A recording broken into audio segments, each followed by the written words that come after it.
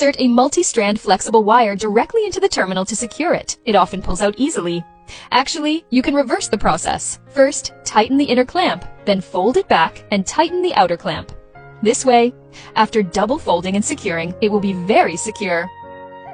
Use the same wire to connect this type of terminal block. While it's not secure, it can also easily cause a loose connection. Actually, after stripping the wire, you can pull out a small strand and wrap it around the main wire. This way, the wiring harness changes from dispersed stress to overall stress. While avoiding loose connections, it's also less likely to come loose. If you use terminals with washers to secure single-strand wires, you can bend the wire into a U-shape to make it bear stress at a single point.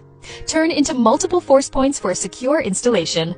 When connecting a single solid wire to a multi-strand flexible wire, due to one being flexible and the other solid, it's hard to secure them by direct twisting. You can first use a knife to strip the insulation a bit longer, then leave a little space at the top. Fold the cord in half, thread it through the middle of the multi-strand cord, then pass the other end through the reserved loop. Clamp it tightly to secure. Finally, just wrap the remaining end around the connection area. This helps prevent loose connections that could cause poor contact, causing the connection points to heat up or result in poor contact, etc., thereby eliminating some safety hazards. Piggy Hero, if you use multi-strand wire to connect a single-strand wire, it's the same principle. You just need to first tie the head into a knot, then wrap the remaining wire ends. Just wrap it around. What if both wires are multi-strand flexible wires? How should they be connected? You can strip the insulation a bit longer, then align the connection points. Start by pulling out a small strand from the middle to wrap around. You can divide it into 3 strands for 3 sections of wrapping. Finally, use pliers to tighten the wire ends, then cover it with heat, shrink tubing, or wrap it with electrical tape. Now, how do you connect those 2-stranded wires? First, strip the insulation a bit longer, then divide the exposed wire into 2 strands. Bend one strand at a 90-degree angle and do the same with the other wire before connecting them. This way, there are 4 strands of wire in total. They are connected together, positioned respectively at the top and bottom. Just wrap 2 sections around each one.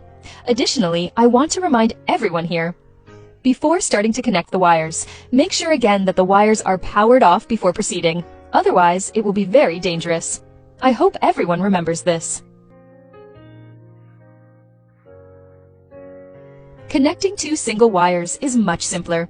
You just need to bend one wire 90 degrees and place the other on top. Then secure them with pliers. After that, twist the ends of the wires, just intertwine them.